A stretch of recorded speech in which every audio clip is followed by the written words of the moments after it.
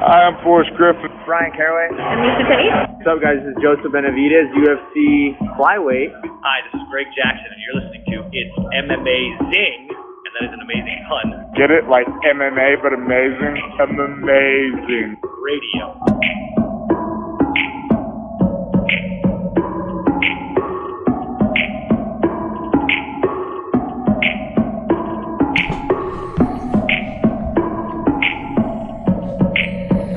Welcome to It's MMAzing Radio. I am your host, Dr. Law. With me, as always, DJ Mark. Sup? Also joining me this week, Kid Presentable.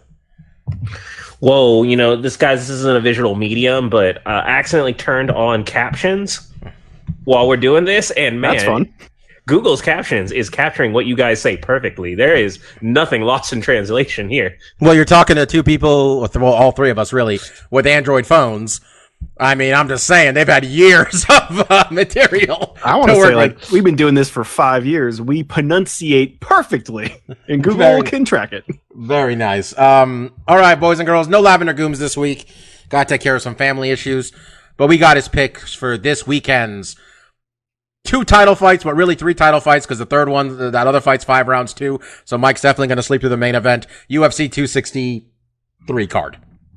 Can I just chime in? Mike has family visiting. He does not have family issues, so I don't want to make any of our I said issues alarmed for bad. the well-being of Mike's family. Oh, everything's good. He's just got family in town visiting, taking care of them. Like he's going out back. They're all okay. He was telling me earlier today he was trying to work. Let me just spill the beans here. And he's like, "Yeah, my nephew came into my room and was just like, 'You busy, Uncle Mike?' It's like, 'Yeah, I'm working.' 'Cool. Can you take me to get ramen?' Just damn right I can. And I'm like, 'You're going to get ramen, right?' He's like, 'Yeah, in a minute.' And I'm like, the answer to that is yes. Let's get some ramen. All right, kids. We didn't do a show last week. Hope you all had a nice Memorial Day. Doing whatever you did on Memorial Day. It's also my dad's birthday. He wasn't here because he'd rather spend it, enjoying his trip. Away from you. Away from me. Dude, I've been staying with him for like 5 months. He's sick of me. It's like, this is a vacation. I gotta get the fuck out of here too. So we actually like each other again. But yeah, we figured it was a good time. There wasn't really a lot going on. I don't entirely understand why, because the UFC abandoning Memorial Day weekend is one thing. Bellator didn't put on a show, but this week they have probably their best fighter fighting on Friday evening. I think he is, at least. In Douglas Lima. Or it's him or Pitbull, honestly. So I don't know about that. And PFL, I don't think, put on a show. And this week, PFL's got the debut of Clarissa Shields, which we'll mention in a little bit. Man, I was pulling up MMA Junkie, and I was looking at what's coming up like I normally do. And it said Shields versus Elkins, and I'm like, no way. Jake Shields back, baby. And I'm like, is Darren Elkins 170 pounds now? And then I looked, I'm like, look, I'm interested in Clarissa Shields, but part of me was like, oh man, not Jake Shields. And then I went to Jake Shields' Instagram account, and Jake Shields has got views on the world that me and him don't necessarily agree with in 2021. Not surprising. Jake's not a big mass guy, folks. Not a big mass guy. We're going to talk a little bit about the Bigi Boy going out there, fighting Augusto Sakai, a fight which I'm pretty confident Augusto Sakai did no work in the film room prior to this fight. Did not know what he was getting into, because end of the round, he seemed a little surprised that Bigi Boy was going to blitz him. And I'm like, well, I've seen him do that before.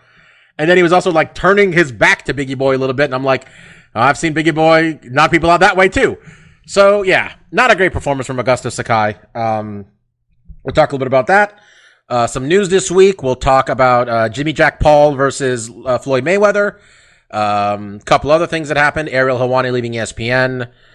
There was something else that was news, I'm sure, somewhere in that equation. Make our picks for UFC 263. Picking 6 fights, because we got a number 1 contenders bout happening on ESPN, I believe, or ESPN 2, with JoJo Calderwood and Lauren Murphy.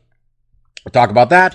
Do little stuff we like. I was hoping Mike would be here so we could both lament the fact that we spent our time watching Jupiter's Legacy, and it's just not a show anymore.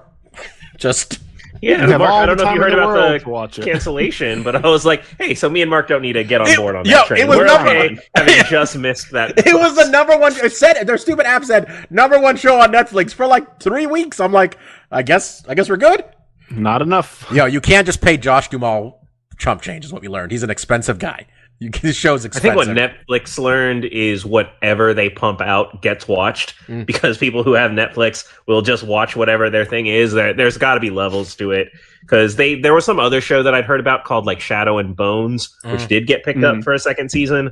I don't know that it's comic booky, but I know like a lot of the nerd channels that talk about superhero stuff on YouTube were talking about that show.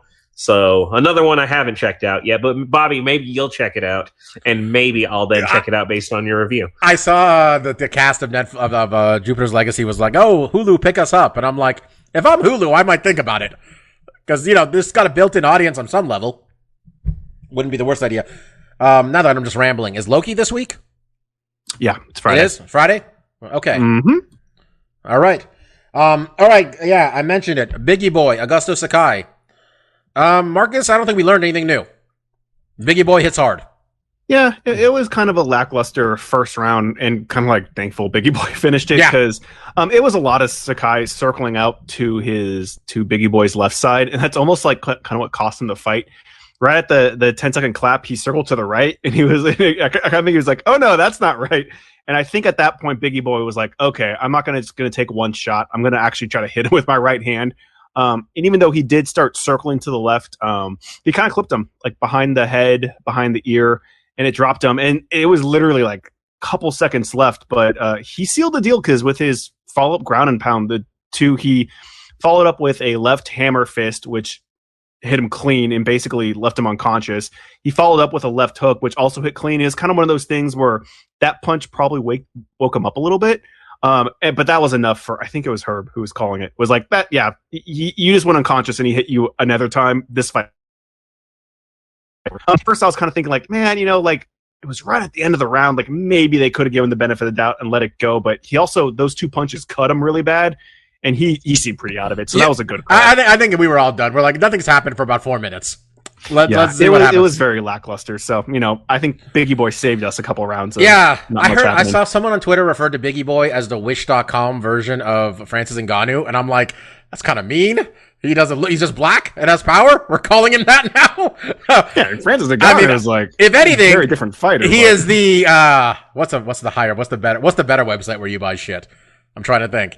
He's that version of Kimbo Slice. Rest in peace, Kimbo Slice. Because he's got a Kimbo Slice look at him at least. Bigi Boy, biggest strike against that man is that he lost to the current champion in 20 seconds. And I think his other loss was Cyril Gane, right? Let me look that up. That might have been. Was that the Gane fight that was kind of tactical? And Gane spent 25 minutes showing us that he knows how to strike, basically, and do what he needs to do. I mean, he's 33 years old. Well, I mean, Bigi Boy, if anything, we know he's going to be around. You just stick around. You hit your heavyweight prime in about 3 years. We'll see what's happening. Yeah, if we learned anything, it's that these heavyweights will stick around for another decade. Yeah, it's not the deepest way. It's not the deepest thing out there. Steph Sakai, he didn't look like he got hit that hard. You were asking me what happened. I'm like, he barely got hit, and he was done. Like I said, Bob, I was talking to Mark. My takeaway from this fight was Sakai got knocked out, and yet when they went to read the winner, he was doing that Clay Guida. I'm holding out that #1. They might just call my name. I may have activated the old UFC cheat code where you win when you get knocked out. That was just the one funny moment. Two straight losses, both knockouts, the only knockout losses of his career. Lost in a 5th round knockout to Alistair Overeem back last September, and lost this fight to Bigi Boy. Both in Las Vegas, in the Apex. Co-main event, Walt Harris. Were you listening to the part where they were just like, Walt Harris says he solved his stamina issues and yada, yada, yada? And right there, Walt Harris blitzkriegs that motherfucker. Like, Walt Harris unclips everything he has at Marcin Tybura. And I'm like, all right, Walt. And then Walt ends up on his back, and he looks real tired, Mark. Like, yeah, that was... I don't like watching him lose still, man. Like, I think he was doing so well before. I mean, look, real life happened with that man, and it was fucking tragic. But these last 3 fights, I think it is now, have gone as bad as possible, honestly. Well, they haven't though. That's what makes it almost like bittersweet. Is like he does well in all of these fights. He was doing well in this fight. He just, I don't know if it is a stamina thing, if it's an adrenaline dump, but he does really well in those first couple minutes. And it seems like if he can't put them away, he has like serious issues after that. Like the tank gets depleted. He doesn't get a second wind. In this fight, Marcin was just able to get on top of him, and he got his back and flattened him out. And it wasn't even like devastating ground and pound from the back. It was one of those instances where the referee's like, all right, it's been 20 little rabbit punches, but you're completely flattened out. You're just covering up. I have to call it. And it's like, damn, like you see the greatness in him, but it always seems to slip through his fingers. And honestly, in this fight, he looked a little heavier too. I don't know if that was just me. I thought so too, honestly. But they're just saying he solved his stamina issues. I'm like, all right, man, I believe you. But yeah, so I mean, it's just sad because not that long ago it seemed like he was a real potential contender or prospect, and now that's really gone. 13 down. wins, all 13 by knockout. 13-7 overall. I mean, he's 37 years old. We got to see what happens from here. Marcin Tybura, 35 years old, has strung off 5 straight wins. Sergey Spivak, Max Griffin, Ben Rothwell, Greg Hardy, Walt Harris, the last 2 being knockouts. I mean, 5 wins in a row at heavyweight, man. Let's throw him in there, and when the UFC's still fucking around with John Jones in 3 months, they can tell us somehow that Marcin Tybura is the number 1 contender, rightfully. He needs a big win. Walt Harris isn't bad, but coming off those losses, his name has gone. The shine's a little off, so he needs a real contender. I think were they saying? Oh no, I think Bigi Boy was gonna. They were saying he was gonna fight Curtis Blades. I don't know who you match up Marcin with that doesn't already have a fight. Are they doing Bigi Boy with Curtis Blades? Is that a real thing? I think that's what people are speculating. Oh, okay. It would make sense. Or every time I go to the the UFC rankings, Steph, I just feel like I'm wasting everybody's time because I'm like, who came up with these? They're terrible. But Cyril Gane is number 3 right now. Mm-hmm. Derek Lewis is number 2. Volkov's up there. Ooh, there's some interesting people. That was number 8, Walt Harrison earlier. And then we had Augusto Sakai at number 9. The Bigi Boys. Man, this is not a good weight class. Not a good weight class at all. No. Ponzinibbio. If I'm being honest, I don't know who's all fought each other either. Like on that back end, I assume I they don't all know have. who has wins against who. Like, so it's hard for me to even like picture matchmaking right now. Do you feel the UFC books a lot, Seth? Do you feel the UFC books a lot of 5-round heavyweight main events for fight nights that we ultimately have to pay attention to and wonder why are they making these big guys fight 5 rounds?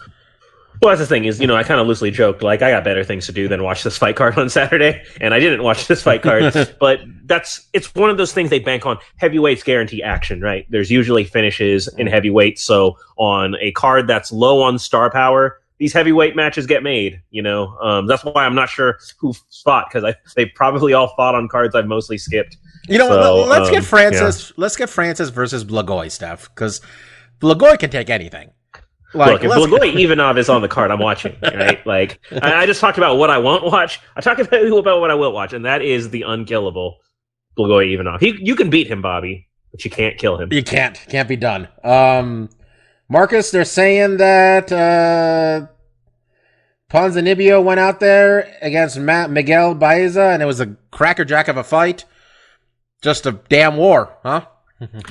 Yeah, it was. I mean, much like Stefan, I have better things to do Saturday night. I don't have better things to do Sunday morning at 5:30 when I'm on the toilet. So that's usually when I watch these fights.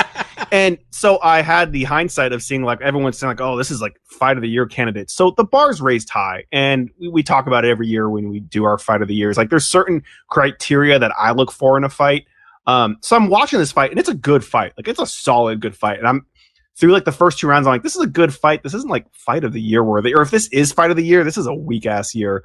But then the third round really turned it up. And the last couple minutes in the third round, and actually like the last 10 seconds, it was pretty good. I mean, for me, like fight of the year is like a fight where like some guy gets hurt bad and he comes back and he hurts the other. Like there's these big swifts in momentum. I mean, this is just me, maybe, Mark, but do you ever feel like I need some sort of stakes? Yeah, like it doesn't hurt, Stakes is really big like, for me. I'm not saying it needs to be necessarily for a title, but the third fight on a random fight night in I'm not sure. It was going to have to take a lot. Yeah, so like I think we all have different criteria. I know for you, like stakes mean a lot. Like having a belt on the line and having the stakes being as high as they are, that really raises the elevation of a fight. I mean, for me, it's more of the fight itself. But like I said, I really like to see a fight where like I think this one guy's done. He got hurt. He's caught in something horrible, and then he comes back and he hurts the other guy. And there's this big pendulum swift of momentum that's going back and forth. This fight didn't really have that. It was mostly Miguel doing really well in the first round, just being technical. Ponzinibbio just like kind of having a hard time finding his range. And the second round, he starts getting better. I think what makes it fight of the year candidate is kind of like there was constant action. It was not boring at any moment. And the third round is kind of when they both were just like, okay, we really got to get this going. And that's when Ponzinibbio landed a lot of better punches. And I think what puts it in that category for me is those last 10 seconds, they kind of go for it. And I think it was like the last second of the fight. Ponzinibbio hits him with a straight right. Dude's mouthpiece flies out. There's blood everywhere. It's like, that's when you encapsulate a moment in that fight. Like, that's the moment. It's like, okay, this is a pretty badass fight. Still, like, at the end of the year, if this is the only thing that comes to mind, especially when we talk about some of the fights that are coming up on this next fight card, like, I'm going to be kind of disappointed. And we have a rematch for arguably. We have a rematch of the. Definitely the male fighter of the year for sure. Fight of the year for sure. Yeah. So I mean, this is a great fight. This is easily fight of the night. But when I'm going into a fight and you're like, oh, this is fight of the year candidate, I'm like, okay, I'm expecting a lot. And Ponzinibbio will throw down. Ponzinibbio is an action fighter too, and I don't know Baeza at all, but I mean, it's enough for me to keep an eye out for him next time.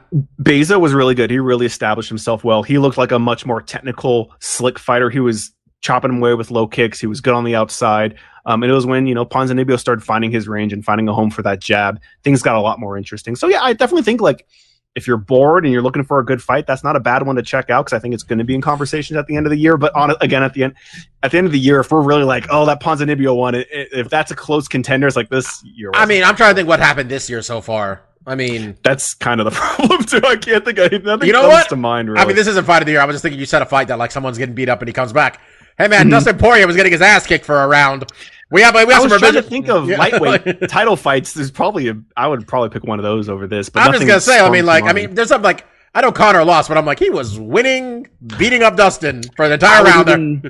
Say the title fight we just had was good too, Chandler and Oliveira, because I like momentum shifts. I like seeing. I agree. I like seeing a guy dig deep and come back from stuff too. That's good stuff. Yeah. Steph, go ahead. Thank God you said it, because I was going to say, as a sign of where my memory is, I was like, I can't tell you a single fight on it, but that return to live card, everyone was really happy about that card around. Like, Rose got the knockout, right? Like, I mean, not necessarily fight of the year. I'm just saying, like, it was a lot of moments on that card. Card of the year. That should just happen. I saw Wei Lee was complaining about the stoppage, like in an article I saw today still, and I'm just like, man, that's not I didn't want you to take that away from the fight, Wei Lee. I wanted you to just go with, you want him to like recognize what happened, and I'm going to come back from it. Like, she also said she was shocked with the booing and the people being mean to her, and then all the comments were like, "Wait till you go to Brazil, like, wait till all the death threats start coming." Like, dude, did you? I'm gonna talk about it and stuff we like, but that U.S. Mexico game, when the U.S. players were egging on that corner of Mexican fans to keep throwing shit,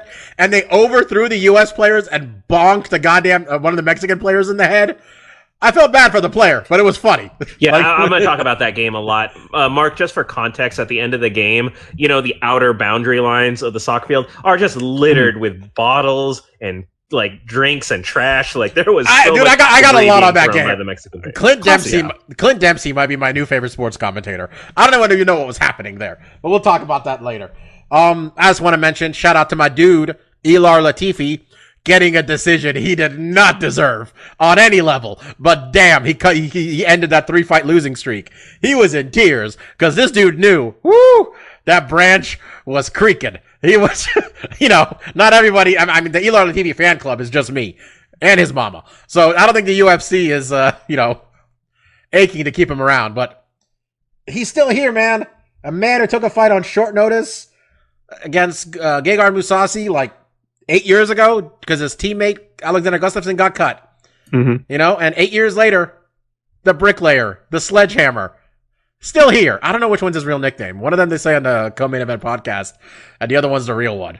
But I'm a fan. All right, let's get some of the news of the week happening. We got Now that I'm just trying to get my show agenda. Apologies, folks. Ariel Helwani's leaving ESPN. And I know we're all big marks for Ariel on this show. Mm-hmm. And that's because he's really good at his job, quite frankly. Agreed. He says it was all his decision, and he has no reason to lie. Ariel will tell you if Dana White's trying to fuck with his money and stuff, right? At this point, why not? Marcus, I know you don't follow the sports media news probably as much as me or Stefan do because we follow the sports. ESPN seriously pays like 5 people serious money, and Ariel apparently was making close to $500,000 a year at ESPN. Doesn't seem bad. He got on before UFC showed up too. And we've all seen how big the UFC has been for. The entire ESPN Plus platform is the UFC at this point. These pay-per-views are doing well. All these ratings are really good. He probably wanted a little bump. There's word out there that he's looking at the Action Network, which is like a sports betting thing, which isn't that surprising because I've noticed like DraftKings paid a whole bunch of money to Pat McAfee or FanDuel, or one of them also just signed another sports commentator. That's what the thing is now. A lot of these sports betting sites are putting out actual sports media content. So Ariel having an internet show with one of those, something like that, makes some sense. Steph, you were hoping for the Ringer. I would have liked that too. I think the Ringer would have been good for him. Just it would have been good for the Ringer, really. He's an asset anywhere, but for the Ringer, it would have been good for them.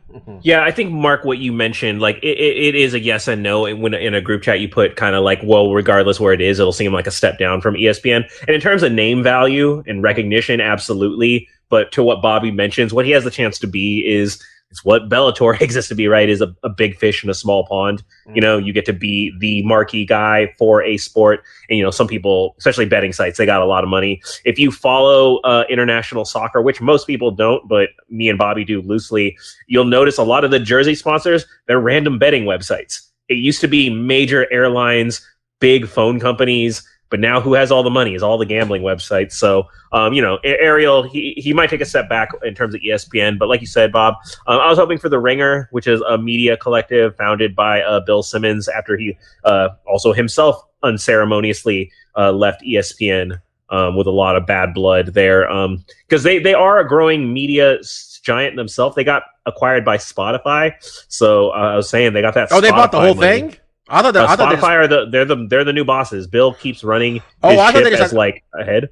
Oh, I thought it was just Bill, a podcast. Bill sold. Okay, he sold to Spotify. So that's Spotify is trying to be a big thing in the podcasting sector. So yeah, I thought it'd be it seemed what they wanted to do would be really ripe. And as someone who listens to the multitude of Ringer, their NFL show, their basketball, their pop culture stuff, I can tell you, we talked about it when Dana White was a guest. They are horrible at MMA.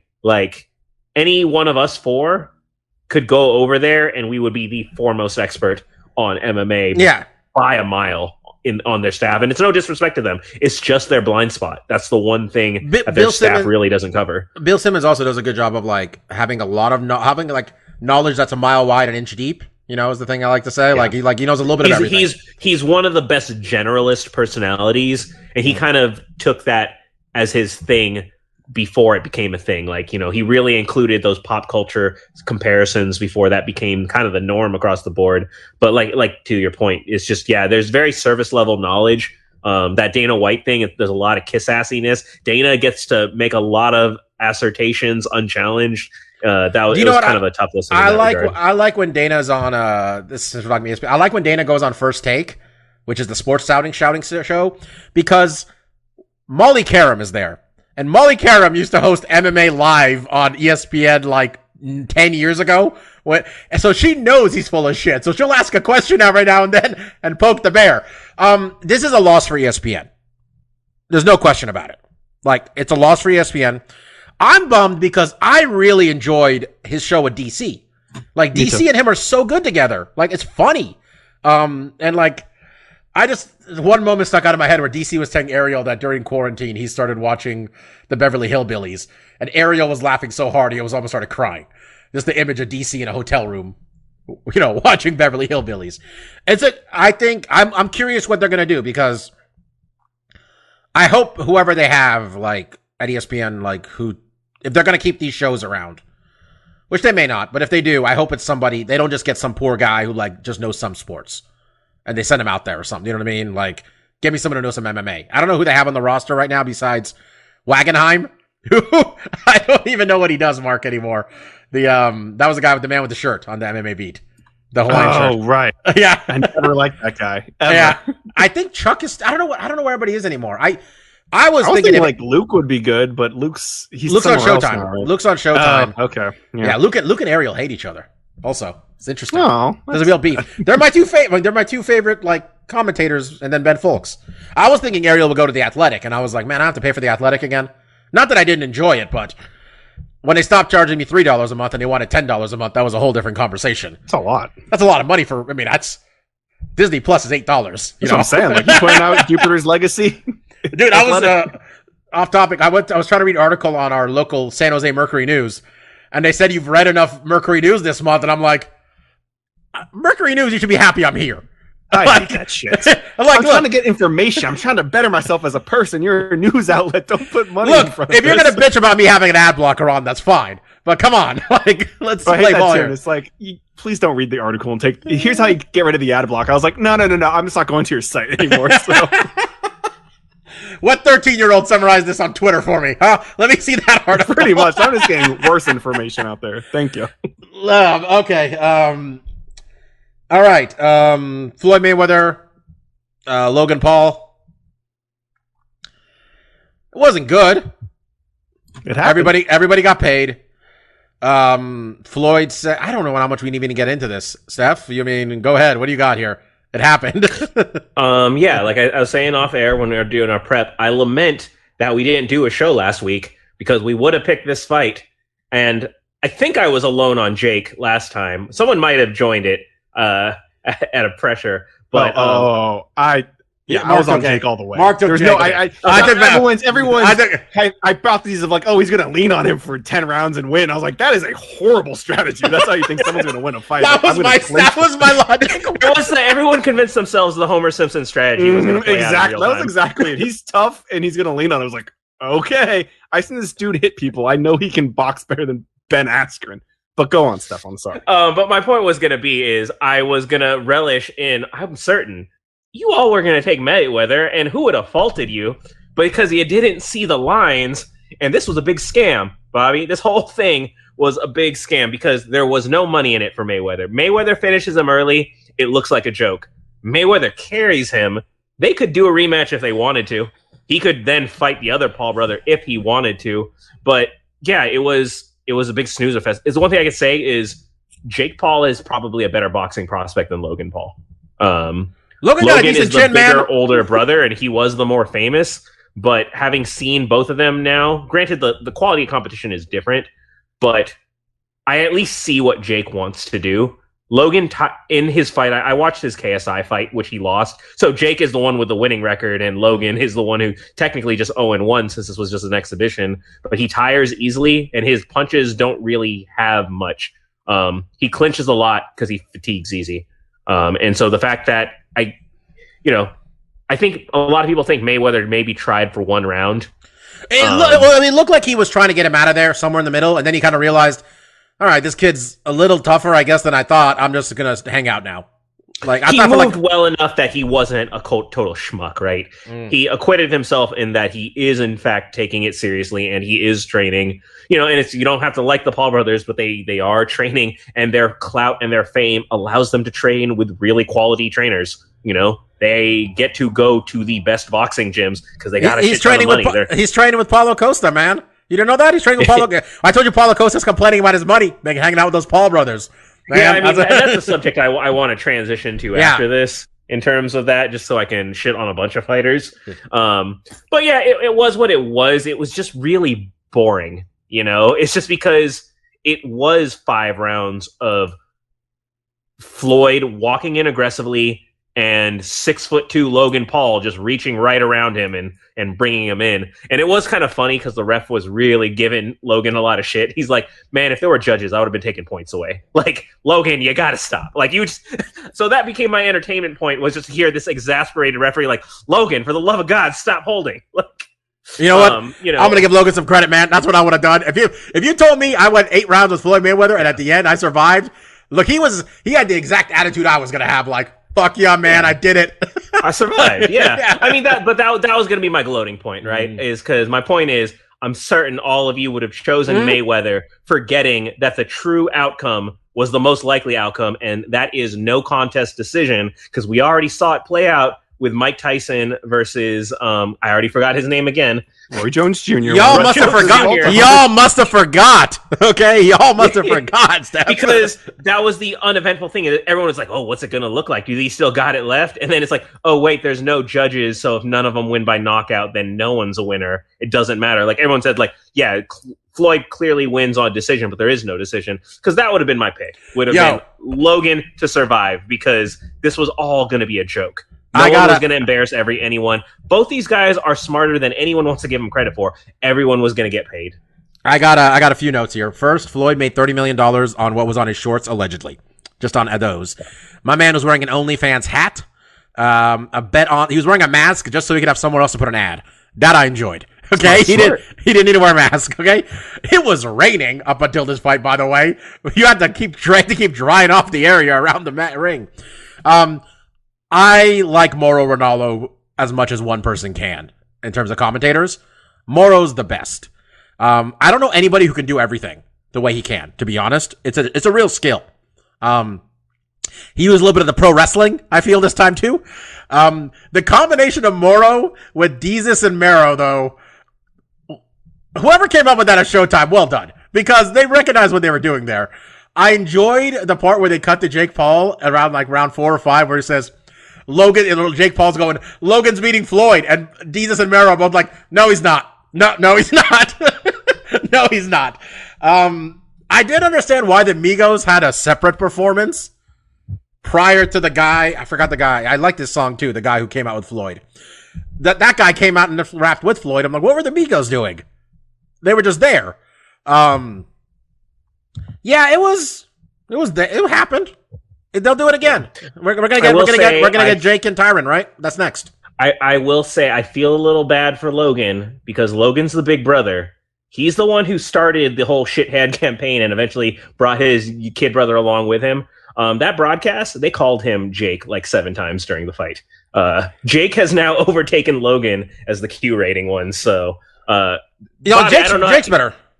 Huh? Jake's better. You're right, though. Jake looks better. Jake is better. So it's only a matter of time at this point. But Bob, you're the older brother.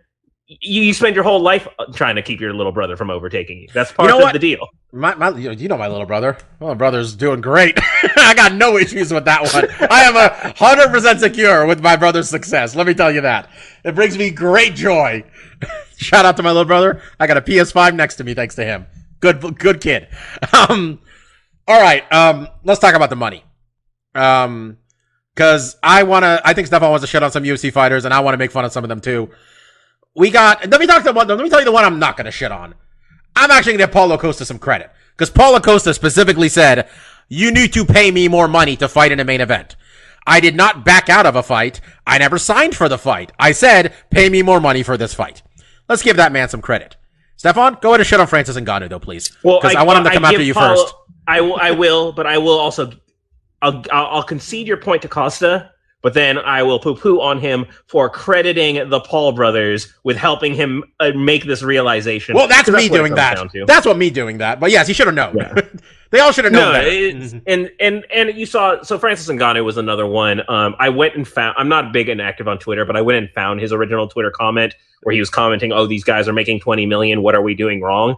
There were 9,000 replies to that tweet. Yeah. There were a lot of answers to what are you guys doing wrong. Dude, and first and foremost, here's the immediate one that came to mind for me was, with all this stuff that's been going on with John Jones in negotiation, the first person in John Jones' corner should have been Francis Ngannou. Mm-hmm. Because Francis Ngannou should know that the rising tide raises both ships. That if John Jones gets what he's asking for, in turn, Francis is going to get bank. And like, because, you know, we saw to a lesser degree, but it was, you know, for the weird bad blood in turn it took. What did Dustin and Conor do for each other? Dude, I was gonna say Conor and Nate. Remember when Conor retired? Yeah. They knew exactly what these motherfuckers know what they're doing.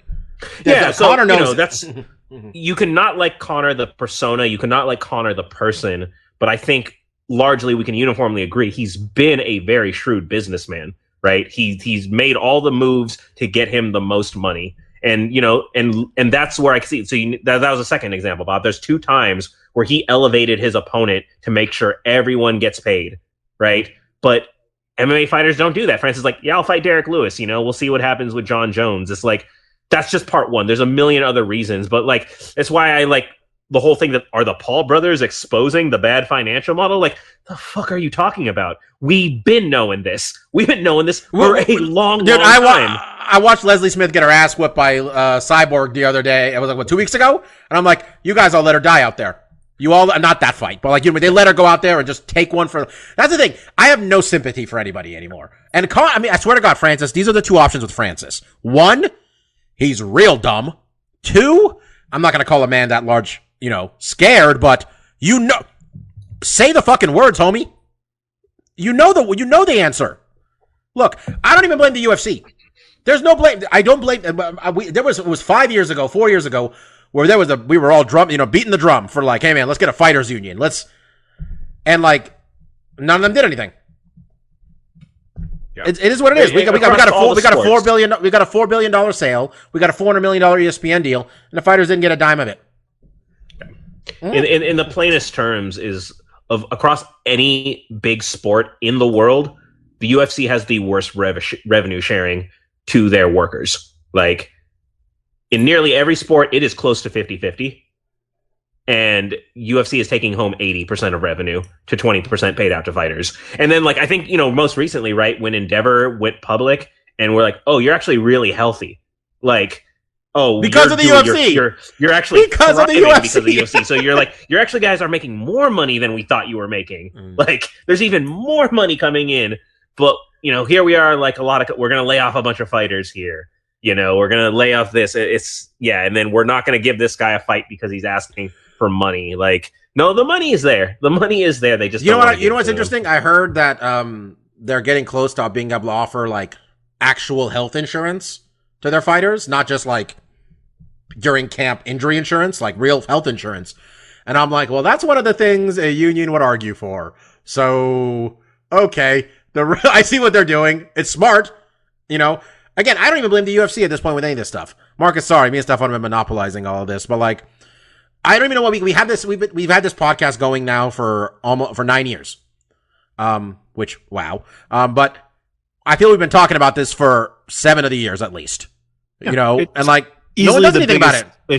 It's the biggest issue facing this sport is that they don't have a union, they're not getting paid enough, and the UFC, like you said, it's a smart business. You can put a light up to them and be like, you're fucking over your fighters.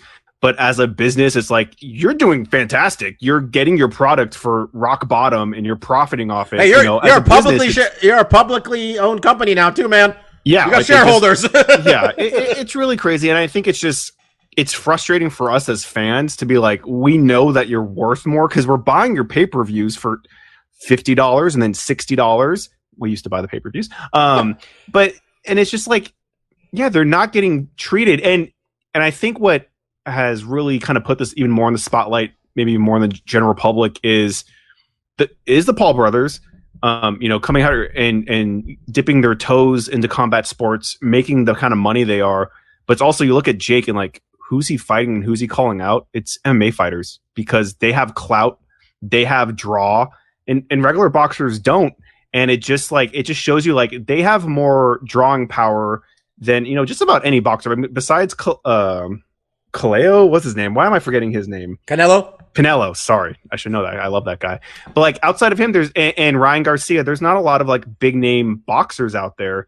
There's a lot of MMA stars that you could throw them against a Jake Paul, and they could, yell at each other and promote the fight better than a lot of boxers can, and then turn out, 1 million plus pay-per-view buys. These guys can sell cards, and they're just not making the money. And it's because the UFC's been able to divide and conquer, right? Like, they don't deal with all these guys together. They deal with the individual. What can I make? I want to make you happy. You want to get more money for this fight?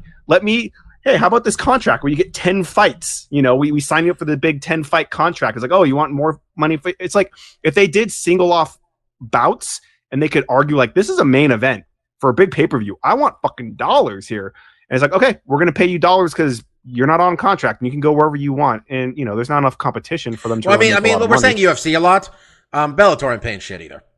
No. Bellator, you hear every now and then, like, one guy's making this much, that guy's not that much. Bellator's revenue split is at most 25%. At most. Really, what they're doing is, like, they're paying enough to these guys from the UFC that aren't getting paid. Like, they're getting paid so little, they're paying a little bit more and being like, why don't you come over here and you'll make... Or the PFL's like, I'm sure they're probably not getting that much per fight, but it's like, hey, you win this tournament, which you're an ex-UFC fighter, you're probably going to go pretty far in this. You can get $1 million. And it's like, that's for, like, 5 fights. And it's just like...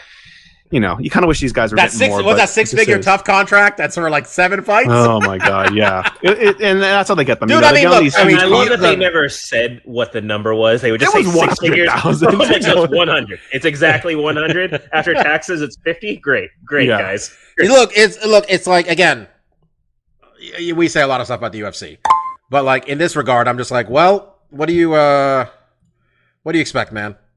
It is what it is. It's business, baby. Yeah. What are you gonna do? All right. We mentioned it. Clarissa Shields making her MMA debut. I'm excited, honestly. Yeah, let's see how she does. It'll be interesting. I can't tell you though. I got a picture of her in my head, and I need her to make it positive. I don't know her boxing career, but I know that she had a boxing career. And I know she was touted because she was brought onto The Rock's Titan game show, and she got worked. She got worked by a random girl from the Midwest. Well, was the event anything to do boxing related? Like, no. And that's the thing is, it's one of those things. It was super predictable because it really is like there's a thing where you have to hammer a spike out of a pole. You have to climb. There's a lot of physical challenges, but it's like, as a boxer, you don't have the cross training that will give you the right type of functional strength. Like, one of the best competitors was a farmer. And because his years of being a farmer just had been building him for this moment. So again, I wasn't surprised, but it was just funny because The Rock brings out his Titans. Tyron Woodley was another one of them, who are your established sports stars. And when you just see them get wrecked by a 5'8" schmuck from the middle of nowhere, it's funny and it's sad. I'm not discrediting her. I'm just saying that was my only context of knowing Clarissa Shields. Yeah. So I'm like, all right, I hope you're a better fighter. Gladiators run the course with them. They had the gladiators pushing shit on them, so they didn't look bad. They're just beating them up the whole time. Yeah, you don't have them just actually have a fair contest against them. Like a foot race with like a bodybuilder. It's like, this guy's like, he's not built for running. He's built for looking good.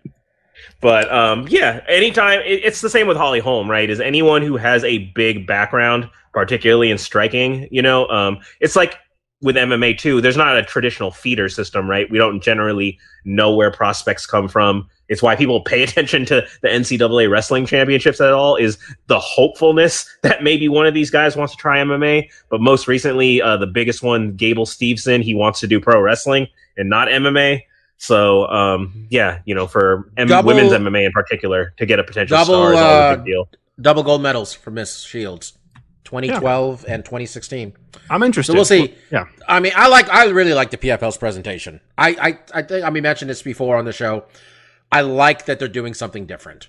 You're not going to out UFC the UFC. You're just not going to do it, man. That's what they do.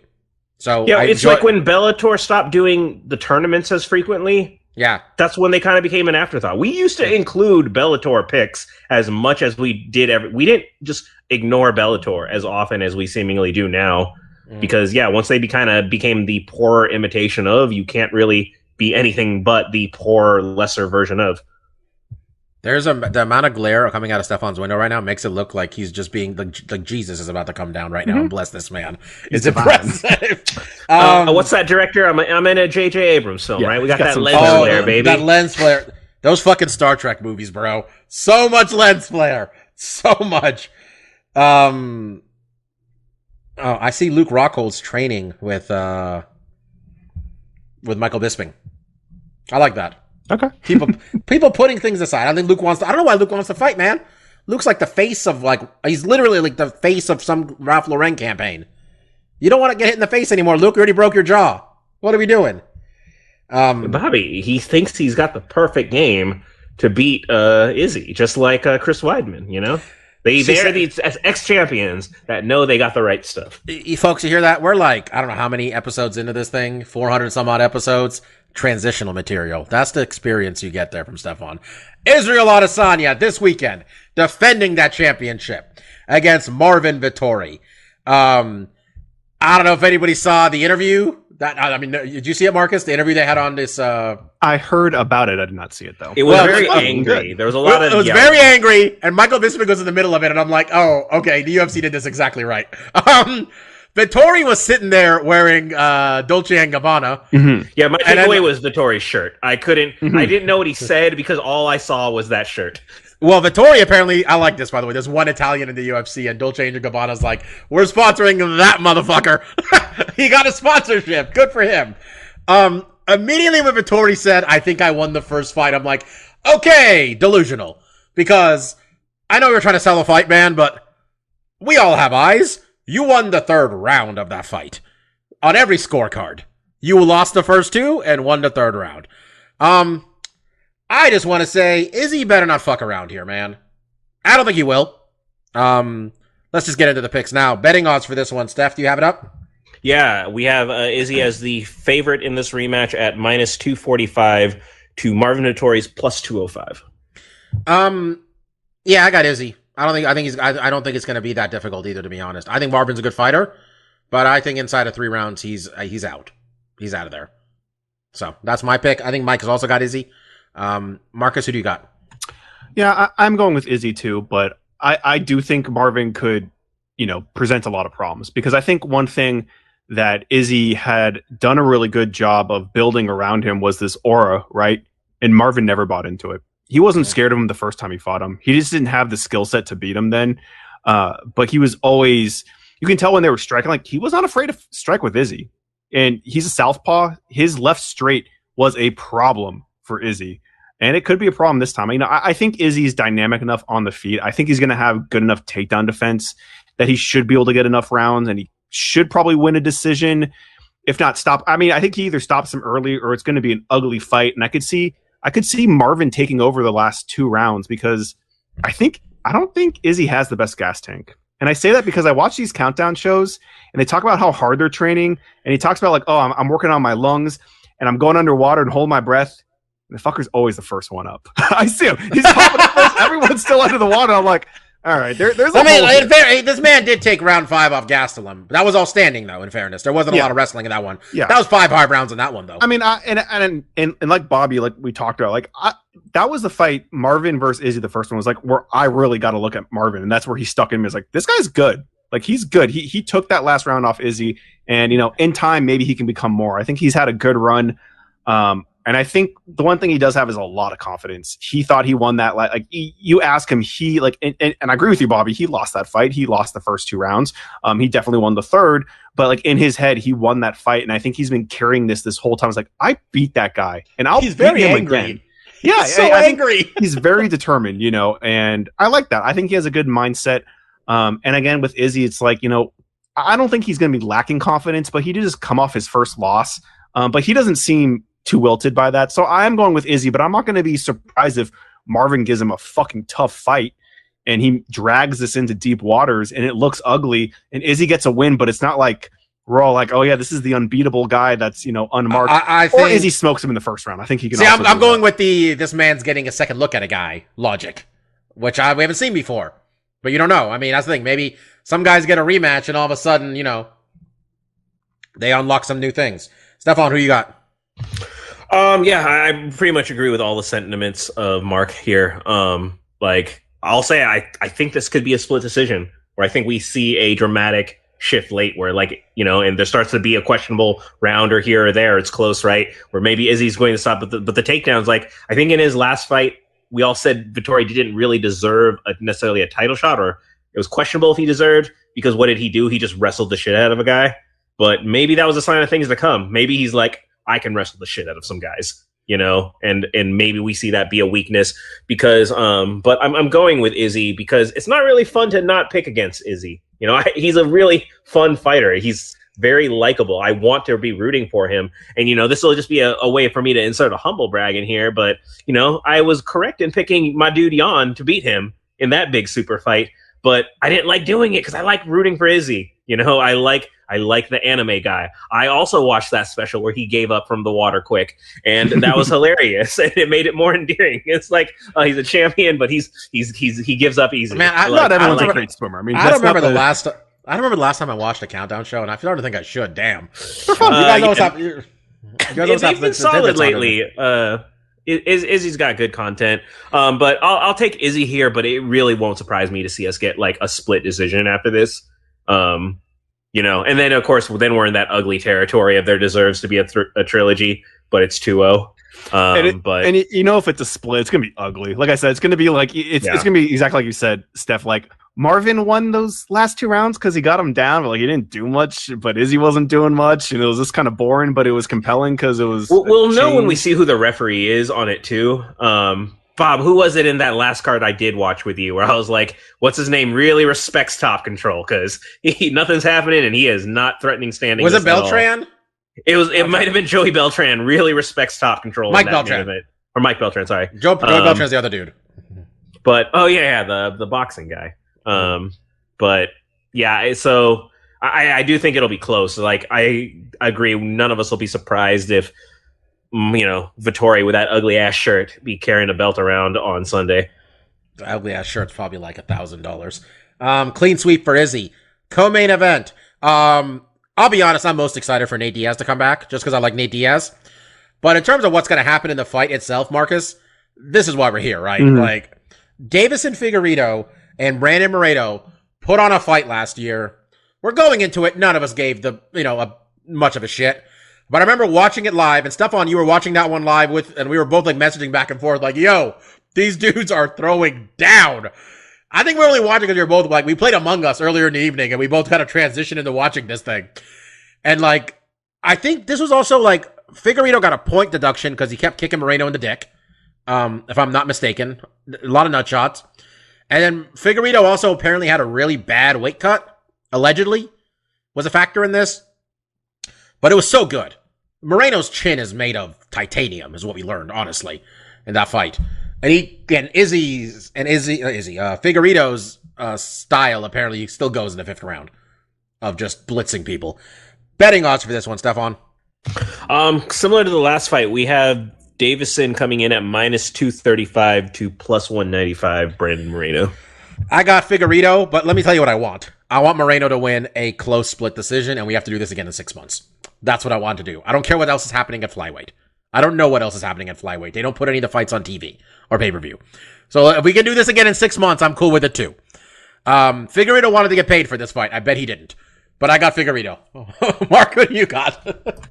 Yeah, I have Figueiredo too. I would say one correction. I think we were excited for the last time they fought because Figueiredo. He's been a fantastic champion for a weight division that like we really couldn't give a shit. I mean, Henry was kind of excited because he was getting finishes. I think that's really what's Figueiredo has been you're my guy. For yeah, a while we now. saw him early on, and he stuck out in a weight class that's very easy to get Mellitos in and just not remember who's who. But I think he's been a dominant champion, and that fight was awesome. And I agree with you, Bob. Like I'm going to go with Figueiredo too because he won the last fight. He's been dominant.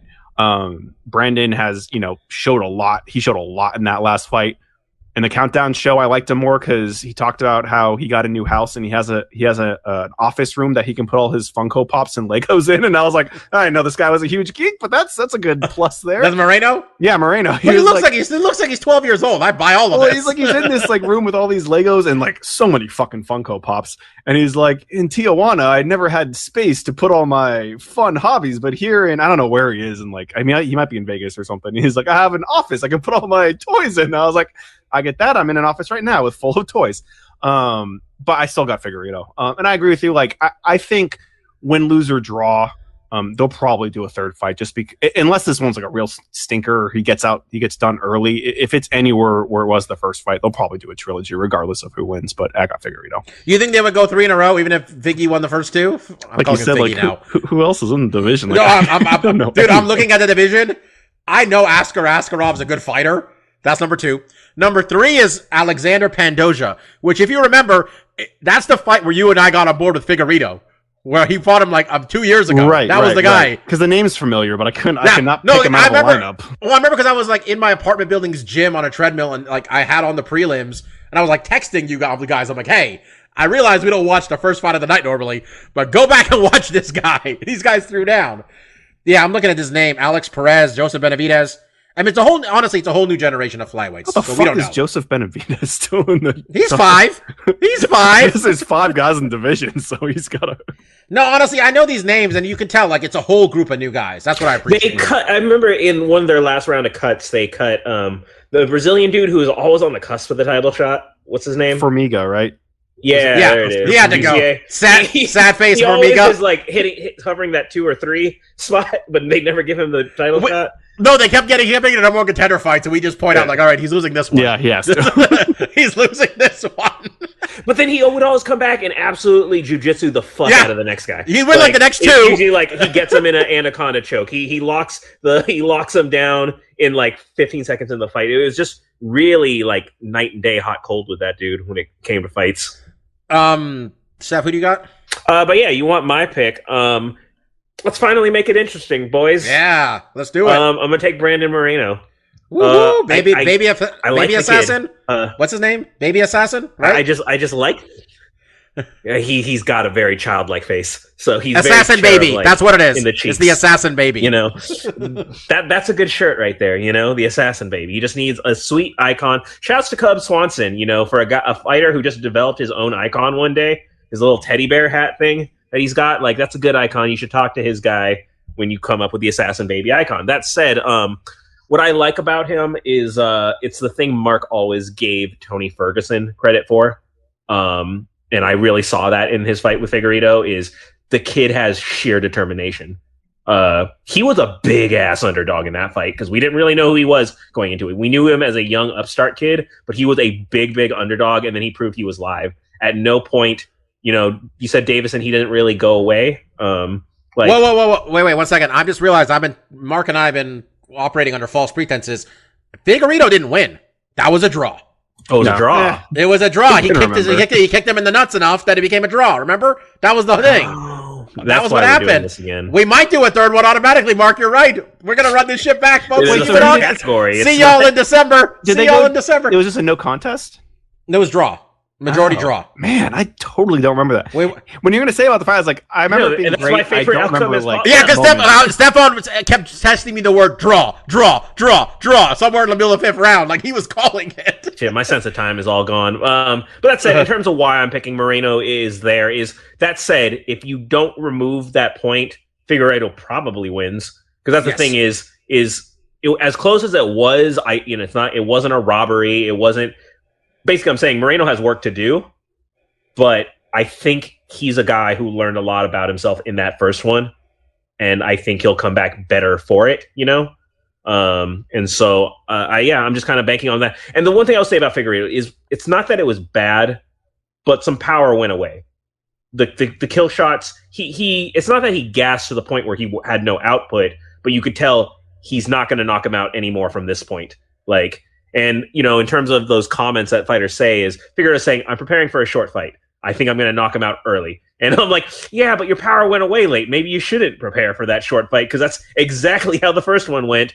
And when the kid didn't go away, you did slow down quite a bit. Like, so, you know, that could be gamesmanship, but that could be a lot of things. But you know what? It's very rare that pay-per-view cards are all chalk. And the way we're picking and the way we're going to go pick going forward, we're probably going to end up being all chalk. So there's got to be an upset somewhere on this main card. Why not? Mike's banking on the next one. Davison's got Waleed in his corner, right? Talking for him? Probably. I think so. I think he's so. a Waleed said some stuff about Izzy that wasn't good. I'm not surprised. He says, I remember the article. He said Israel Adesanya has homosexual tendencies and he should be studied by science. And I'm like, the second part made me excuse the first part because I was like, well, that's the stupidest fucking thing I've ever heard. Scientists are studying the homosexual male. We need more. This man he is so gay. We don't know what to do. Okay. Mike picked Figueiredo, I think. He did. 3-1 for Figueiredo. Here we go. the return of the man. Nate Diaz, his first fight since losing the BMF title. That's right. And let me tell you, man, butterfly effect, Nate should have won that thing because Jorge turned out to be a giant disappointment of a person. All right? Nate would have kept it 100% for us at all times. Nate hasn't fought, I think it's now been a year and a half then, right? Probably around that time? I think so. Yeah. I think pretty much Nate waited all of COVID to come back, basically, is what it comes out to. Taking on Leon Edwards. Leon Edwards started this out as a pretty decent favorite, and now he's a massive favorite. A lot of money came in on Leon Edwards. Steph, on the betting line? Yeah, we will have Leon as the biggest favorite on the card. He is minus 550 to Nate Diaz's plus 425. I'm so disappointed in you, Vegas. It was right there for you. You had to be stingy about that. You had to have that $5 extra in there. So somebody throw some money. Let's get Mike to throw some money on Nate. Let's move it a little bit in that direction, okay? First off, Mark. Well, we know Mike's picking Nate. Shout out to Mike. Someone had to do it. Yeah. Or they didn't. We didn't. No one did, but appreciate him doing it. Because let me tell you, I'm about to break my own heart with my next two picks between this fight and Damian Maia's fight. Is this finally the fight, Mark, where Leon Edwards gets that big win without some weird fucking eye poke issue, with the fight actually happening, without nothing weird happening, without him spending 2 years off in the middle of it for no reason? Is this where Leon Edwards becomes the number one contender to the welterweight championship of the world and has that big performance? I mean, I think so. Barring weird eye pokes or what have you. And I didn't even, I've been sleeping on Leon Edwards for a long time. I didn't even see his last fight with Muhammad, which I heard he did very good until he poked him in the eye and the fight got stopped. But I mean, with Nate, I think we're all pulling for him. I'll happily take this L for Nate Diaz to win this fight and prove me wrong. But with Nate, I always am concerned about strikers that are extremely technical and proficient, and or like what I like to call them like snipers. Like, this guy's going to pick his shot. He's going to throw. I think his southpaw is like a strong left hand. Which honestly, the southpaw thing almost makes me like, I'm not super worried because like Nate fought Connor twice. He did pretty good in both fights. So I mean, some guys just don't fight southpaws very well. I don't think Nate's going to necessarily fall into those same traps. But when there's someone that's very proficient, that's very technical, that's going to get in and out and not get into a slugfest, like, I don't favor Nate in those fights, unless Nate can get to the ground, which I think is also you and me have very different worries in this one, man. I got worries that Leon's going to take him down. Because Leon will take you down. Leon doesn't. I'm mostly just been seeing. No, Leon will take you down. That's the thing. When you said like Leon, honestly, Leon's being put in a position here, and I'll go back to you in a second if you have to make your pick, of course. Where he's got to beat Nate's ass. Like, because this is going to be if it's 25 minutes, and you're saying if he picks him apart, cool. But if it's the other way of winning, and it's not entertaining, that's not going to be the performance. I mean, we all have eyes. We watch the real sport for real. But, like, there's going to be a lot of people watching this. Nate Diaz is a superstar. And Leon's got to put a stamp on this. I'm not saying he has to knock him out, but he's got to beat his ass. If he wants that recognition at the end of this. That's what I honestly think. Well, I mean, like I said, I have been sleeping on this guy, so I don't have hot takes on him. But I mean, a couple ways you can beat Nate is the one I was mentioning. If he stands up with him and is a cleaner striker. Obviously, we've seen his last fight. Like, Nate cuts super easy, and that's a vulnerability of his. He can get a big cut, and the doctors can stop it, just like they did with the Masvidal fight.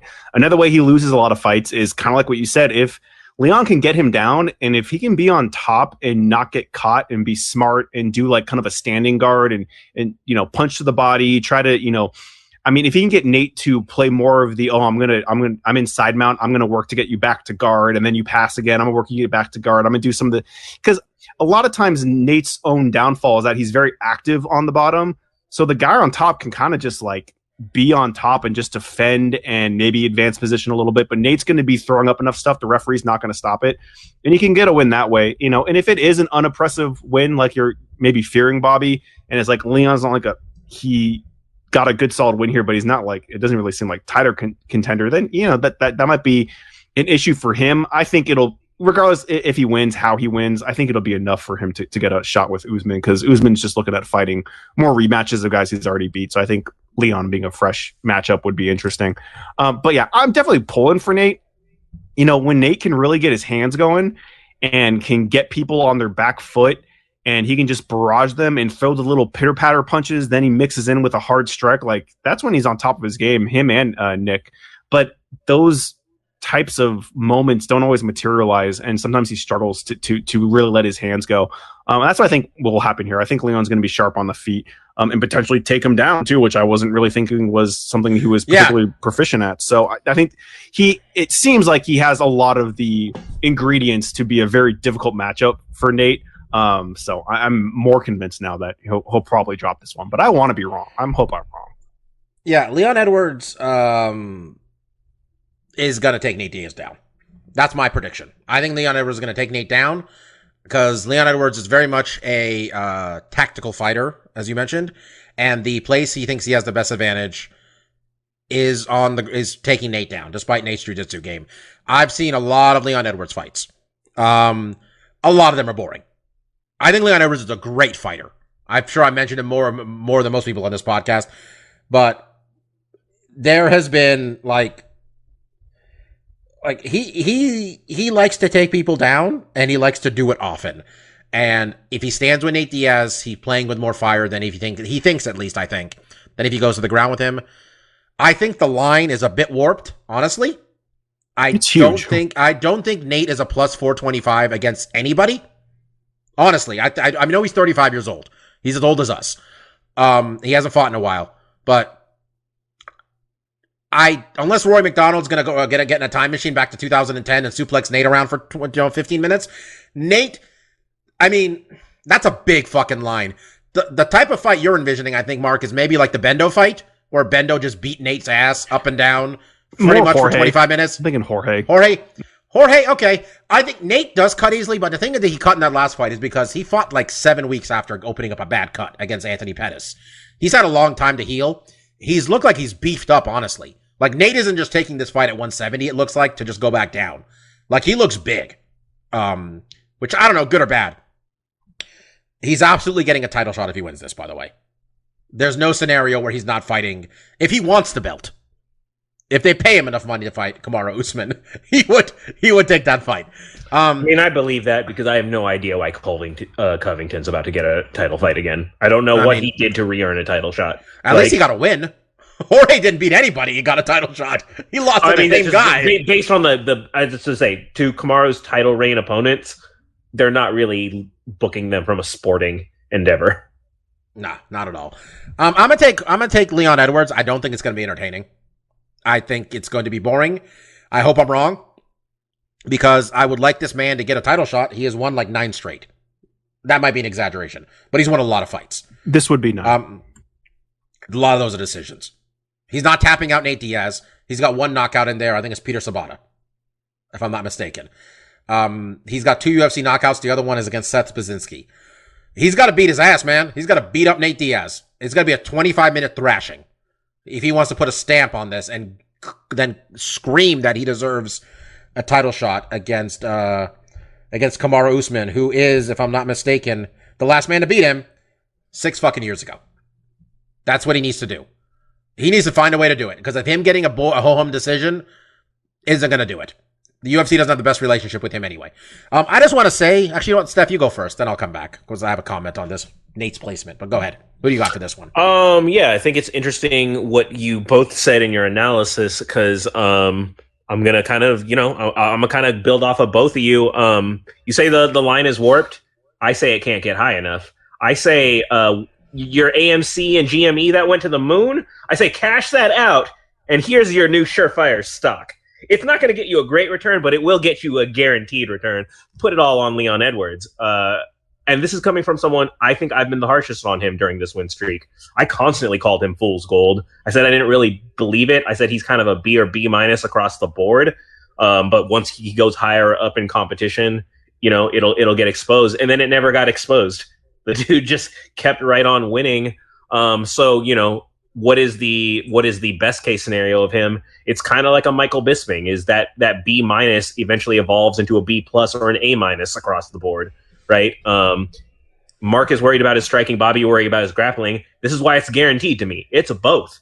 He gets to do both to Nate. If he's having success at one, he can focus on that. If he's not, he can very much dominate this. If he's not taking you down, he can hold you. He can hold clinch you against the fence real good. He can negate your offense. And we've seen the Diaz brothers like just pitter patter and be like, what the fuck for 3 minutes in a round. You know, there's very much a chance Nate could do that. And what I will say, you know, where Bobby are a little hard at striking, I didn't think much of his striking either until that Bilal fight happened. Finger poke aside, he was lighting Bilal the fuck up. Head kicks, punches, hooks, combos. His no, I'm not trying to diminish his strike. I'm just saying he likes to take people down. No, that's what I think he's he's going to do. That was his first fight where I ever thought his striking had any potential. Like he was technically sound, yes, but there was never anything there. It's like with you know, granted his last fight was poor Funkmaster, the Aljo? highly disputed Aljo champion. Like he did a lot of funky stuff with his striking, right? The technique was there. It's like, okay, he wants to try. I'm like, but you don't hurt anyone. Like, none of these strikes equate to anything. So it's all flash and no substance. And that's what I kind of thought, you know, not as showy with Leon Edwards, but it's like your striking is there, right? Your jab looks good. Your punch looks good, but you don't rock anyone. You don't really knock out or TKO anyone. You really just kind of push away decisions. But then he fought Bilal. And then suddenly they had snap. Suddenly Bilal was absolutely on his way to getting finished. This is why you know why there wasn't an immediate rematch to that fuckery? Because his ass was so beat that we're like, oh, we don't actually need to see it. Any other time a fight ends in a draw, it's almost always like or a draw or a no contest or something funky happening. There's almost always a rematch booked, right? But we all saw that fight and there's nothing to see here. It's Leon Edwards doesn't necessarily deserve a title shot off of it, but he deserves to fight a higher, like, you know, opponent than that. So I think Leon is surging, you know, I think. And I just don't see Nate as having a chance. Would you honestly be that shocked if Nate? You know how Nate wins fights. If it happens. I do, but if he does, I will be shocked. Shocked? Okay. Because I don't. Mark, would you be shocked? He's not a one strike knockout guy, and so the thing is, if he rocks Leon, I think Leon can go to the wrestling game and like stall it out that way. So I'll be shocked if he wins. So, Mark, what do you think? Shocked if Nate pulls this off? Why would I fall into that trap where he's going to say, I'm not surprised, motherfucker, and I fall into that bear trap again? I'm not that foolish. I'm not that foolish to count this man out and have him call me out on that. By the way, I really, we all do. Well, I'll just say it. I really hope he wins. I really hope Nate wins. Honestly, like, yeah, I got no strong emotional attachment to Leon Edwards. Yeah, I think Nate could. I think it's going to be difficult because I think and I don't think he wins by knockout. I think he wins just how he beat Connor. He can beat him up on his feet, and then he'll do something stupid and catch him in a submission. Like, I don't think he's going to knock him out. I think he can hurt him and get him to do something kind of foolish, shoot on a shot and get guillotined or get an I also think Leon can get emotional. I mean, man got in a backstage fight with Jorge Masvidal. Good point. I mean, you can be. I think it's a long. We all got Leon. Besides, Mike's got Nate. Shout out to him. Yeah. God, this podcast is already long. That's the cojones bet. I just want to say, how this pay-per-view does, selling wise, is going to be a real referendum on Israel Adesanya. Because if he doesn't, I don't care who Marvin Vettori is. If he doesn't sell pay-per-views with Nate Diaz on the undercard, it's a bad look. Izzy's done fine so far, but I think that ESPN and UFC are expecting a number here that's got that's 7 digits. There's an expectation. I mean, yeah, we didn't specifically say it, but part of I don't think we called it out. Part of the notoriety of this fight, it is the first ever non-title fight, non-main event 5-round fight. Yeah, it was supposed to be on the previous pay-per-view, and then something happened. I forgot what it was. No one got COVID or anything, but, you know, we'll see. Okay, we got to pick up the pace here a bit because this podcast is already at an hour and 15 minutes. Damian Maia, Bilal Muhammad. Betting odds for this one. Surprisingly close. It'll be the closest odds of all the fights we picked thus far. But Bilal is minus 225 to Damian Maia's plus 185. Who's Mike got? Bilal. Muhammad. Yeah. Okay, Mark, who's your pick? Same. I don't have any analysis. I don't even know Muhammad that much. I'm just kind of picking against Maia, which doesn't feel good. I'm playing the odds. The bookies think that he's going to win. I'm going there. Stefan, who do you got? Bob, I gave you some inside information. Is the one headline I read today was Damian Maia says he wants one more fight before he retires. So even though he hasn't had this fight, he knows it's not going to go well. So he wants them to give him a credible matchup to go out on. This is one of those fading guys being milked for their name value type things. Like Bilal is kind of fringe contender. It's kind of a weird matchup to make. Oh, I got Bilal Muhammad. Let's move on. I got to pick against Nate and Damian Maya the same goddamn card. This is fucking depressing. Paul Craig, Jamahal Hill. Mike's got Jamahal Hill without knowing who that is. Who's the bet? Because no one here knows who that guy is. What are the betting odds? Well, no, Jamahal, nobody knows me. Hill is the minus 280 favorite to Paul Craig's plus 230. I got him too. Mark, who do you got?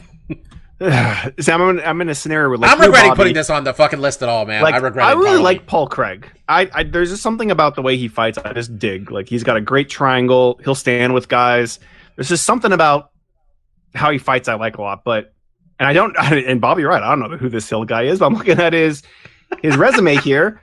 And what's even sadder is it's not all that impressive. I mean, he's 8-0, but there's not a lot of great names on here. Like, why am I going to go against? How old is he? I think he's 30. And that's Paul Craig's 33, which you can, you know what? Fuck it. You know, I'm not going to win this year. I'm down. What do you mean? It's only June. I'm down halfway through the year. I'm down with Stefan. Well, actually, you know, I'm evenly as far from Stefan as I am from you. And you know like that assessment. I'm down with Stefan. Actually, you know. Stefan's got a hill to climb before he gets I don't know why Mark is here ignoring again the modifier, which we did all agree to, but don't want to acknowledge because Mike wants to have his win. Stefan, you got to pick better because you're getting farther away, and the 10-point modifier may not be enough. But the thing is, Mark gets it. My eggs are in the Mark basket. Mark, that's why I don't like hearing Mark talk like this. Is Mark doesn't realize he's actually winning. He's actually winning because we put more weight on that fight. I have no problem with us doing that. By the way, is not all picks are created equal. Not all picks.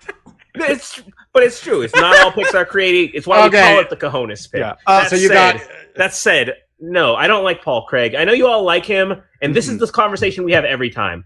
I do not like that he goes by the Bear Jew without being Jewish, to which Bobby will reply, I thought he's part Jewish. And I will then reply, no, he's on a podcast where he fully exclaims he's not Jewish whatsoever. He just likes the movie, right?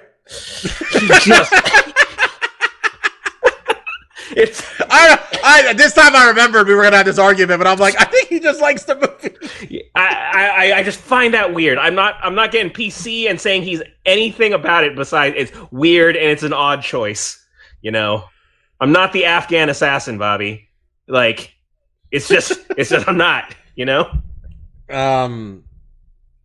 Okay. So we got 3-1 for Hill. Correct. Yep. Okay. Mm-hmm. All right. I think this is the last one, unless I'm mistaken. Lauren Murphy, JoJo Calderwood, #1 contender fight for the. I'm just declaring it myself but it has to be, honestly. They're fighting for the honor to get baptized by Valentina Shevchenko. And I was mistaken. This is actually the closest fight we're picking. It's more or less a coin flip with JoJo as minus 145 to Lauren Murphy's plus 125. Who's Mike got? I believe he had JoJo. Mm-hmm. JoJo. All right, Stefan, who do you got? Also taking JoJo. She's been getting better. A lot of the things that we've criticized her on that made her kind of 50-50, she's just actually looked like she's sharpened up in the last couple fights. So I'm going to choose to believe in her again because we do like her. She's a very likable fighter. Marcus, who do you got? This is tough because I like both of them. I've always liked Lauren Murphy. I like how pissed off she is always. I don't know why. I enjoy it. Opposite reasons. Like JoJo is this like cute, innocent, squeaky voice girl who has like great stand up, and her clinch game is fucking. That's why I fell in love with her. Is like her in the clinch. She does like great elbows and knees, and I just love how dynamic she is. And Lauren Murphy is Dr. Neville. Dr. Neville is one of the best MMA. I didn't know that was one of hers. But Lauren Murphy is like the same reason why I like Dan Severn. Like she just wrestle. Like that's all she got going on. She's such a good Twitter follow too. She's just mean. I don't know. Yeah, I don't really follow her on Twitter. I mean, spoiler alert, I got Lauren Murphy. Just letting you know. Did like her. She kind of endeared herself to me in the Countdown show and the what's it called? The embeddeds for that first time they went to Abu Dhabi, right, to do a crowd. Mm-hmm. But she's like, yeah, we don't have a gym or anything. I'm just in the hotel parking lot. I'm doing squats. And she's like, I ran into this guy. She's like, this real I'm like, oh my god, you're going into like one of the biggest fights of your life, and you're just training next to that guy's like park cab. Like this is so janky. Yeah, so Marcus, I'm gonna go with Lauren. In this fight, it's kind of the opposite of some of the other ones. Like this is win-win. Like whoever gets it is probably getting a title shot, and I like both of them. So like, agreed, Bobby. They're going to go fight someone that's probably going to completely demolish them. But at least for a moment, they're going to be a contender. So I got Lauren Murphy also. She's ran off 4 straight wins. I thought she was already getting this title shot. I remember for at least a month on this podcast, I said Lauren Murphy's next, not realizing this fight was fucking booked. Well, it seems like they just may as well preserve a contender and sacrifice them both because there's not a lot of exciting things coming down the pipeline. Well, we got one thing coming down the pipeline. Remember, what's her name's coming? Tatiana Suarez is going to 125. That's it. 2.5 years. That's all we got, Steph. So she's gonna get one win, and then they're gonna send her for a title shot. Yeah, I got Lauren Murphy. I think this is going to be, for the sake of entertainment in the next fight, we probably want JoJo to win because Lauren Murphy got, look, I like Lauren Murphy. All her fights are boring. And she would get destroyed by Valentina. Not that JoJo wouldn't. You got a feeling Valentina would take her down to just make a point. Valentina's at that point in her career where she's like, this girl thinks she could do that, huh? Fuck you. I'm gonna do that now. That's right. I'm the captain now. All right. That's Valentina's new move. So that's the only fight we're split on, right? 2-2. Yeah. Hey, you know what? I rubbed off on you guys. A lot of the other ones, we at least got someone that's going the other way. I mean, not all of them. I mean, look, not all of them, but there's a good handful. Look, I could be talked into Dave. If you give me a few more days, I'll end up. You were like saying like, oh, I'm forced to pick against Nate, and you're like, no, you're not forced. Yeah, but he's not an exciting guy, Bobby. He's not like the hot prospect that you really want to hitch your wagon to. Like, look, first of all, I remember the name. Okay, that's his nickname. I remember the name. That's a bad MMA nickname, by the way. Just on the list of bad ones. We said Dr. Nevil's good. She also has Bad Mofo JoJo. No, both of them way better. Yeah, remember the name. Backups for good Damien. I don't think Damian Maya even has a nickname. Nope. Damian Maya is here to sell his jiu-jitsu for MMA DVDs. All right, you can pick up on his website. I'm really surprised JoJo. No one's at least told her to like get on the "Is this a JoJo meme" train? She could just be doing all that shit and become beloved by all the children. All right, let's do stuff we like and get out of here. Stefan, let's talk soccer. Yeah. And this is Men's why we're talking national soccer. team. Because this is the only time America cares about soccer, and that's when it is the U.S. national men's team. Yeah. And I specifically men's, because the women's is the best in the world, and they do not get enough respect. But the men's team did something big last night. We won the CONCACAF. I can't say it. I can't say this right. CONCACAF Championship. Beat Mexico's ass. That's right. I mean, it went to extra time. There was shit being thrown on the field. Pulisic. I can't say this kid's name. Pulisic. Captain America, they call him. Yeah. The motherfucker. I'm gonna call him a motherfucker, Stefan. He's the fucking forward for Chelsea. And I hate Chelsea so much. But Arsenal sucks. So I'm okay. I'm bored with this kid. We're good. I'm not saying we're gonna do anything in this World Cup, but we're young and good. Yeah. Like the World Cup after this, I'm expecting quarterfinals. Yeah, whether we're ever good enough to win the big granddaddy of anything is probably true, but this is, as in soccer terms, this is the golden generation of American soccer. This is our best generation. Our players are all young and in their 20s. It's not a bunch of fading legends. There's actually something to be excited about. But just for some context of the game, because I presume anybody listening to this, there's not a lot of big soccer fans in general. I can't presume people know what the stakes are in this, but you can believe this. The USA-Mexico rivalry is fierce. By the way, if you're Mexican, if you watch this game, you might be Mexican, and I just want to say, eat it. We won. Stefan, go ahead. I mean, I don't normally support xenophobic comments, but this is how bad the soccer rivalry is. That wasn't xenophobic. I'm not saying you. I'm saying in general. I'm not trying to go in that direction, which this could very easily descend into. But it's the type of rivalry when American players play in Mexico, they get bags of urine and feces thrown at them. This isn't a middle finger. This isn't, with all due respect to Russell Westbrook, getting popcorn poured on your head. That is a summer delightful treat compared to what gets thrown at you in Mexico. And they were playing in Colorado, but that did not stop them. There were so many bottles thrown. Poor young Claudio Reyna got decked in the jaw and dropped.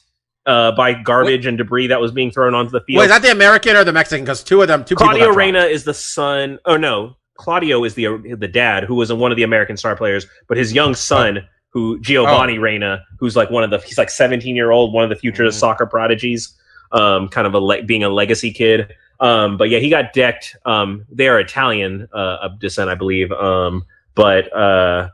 Yeah, this was bad. The game got delayed in the opening half due to homophobic chants from the Mexico side. It is a bad rivalry. But it was an exciting game. You know, it's not just that there were big stakes. USA gave up a goal in the first minute, and it looked like it was bad. And then it was like, that's terrible. There was an equalizer. Then they gave up another goal, and it was bad. And then the American goalie, he injured his leg and had to leave. You know, there's only 3 substitutions in a soccer match, and this goalkeeper is never one of them. That's one of the ones who's going to play. You know, it's like the backup quarterback in football. You don't expect to see them, and it's usually a really bad sign if you do in a game. But he came on. They miraculously equalized. Then in extra time, in the second half of extra time, they got the late penalty. The U.S. did to go up 3-2, and then in the extra time where like this game is going to stop at any moment, Mexico got a handball penalty against the United States, which allowed them to get an equalizing penalty shot. And then Ethan Horvath, son of Mr. Horvath, our high school government and poli-sci teacher, but probably not backup, had been benched in his European club, makes the play of his life, and he saves that extra penalty time goal to preserve the 3-2 win for the United States, with all the Mexico fans just throwing drinks and debris. There ended up being 2 fans who ran onto the field in the final minute of the game. It was just a chaos zoo. The atmosphere was crazy. And you know what? Coming off of Memorial Day not that long ago, everyone loves a little bit of national pride, right? So here's some good national pride that we can enjoy and not be ashamed of. The U.S. soccer team winning was one of the most spectacular matches I've ever watched. Yeah, that was really cool. That was my one thing I liked. I think what else I had this week. Played more Miles Morales. That was really fun. I've been doing all the fucking side shit, like getting all the tech parts and stuff and all that. I every time it's interesting. There's enough time between when I play that I entirely forget how to use that, like the electricity shit.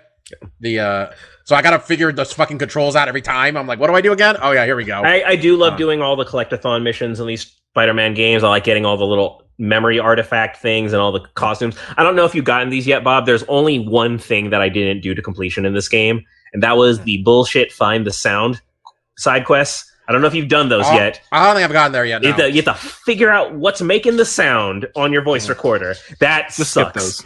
You just look around for a half hour and you're like, I don't know what's fucking making the sound. Why don't you give me a clue at this point? Like, I quit. I don't want to do this anymore.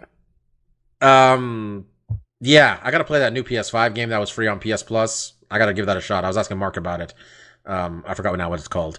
I saw WWE fired a lot of people. It's not something I like, but that was just news, and I was like, wow.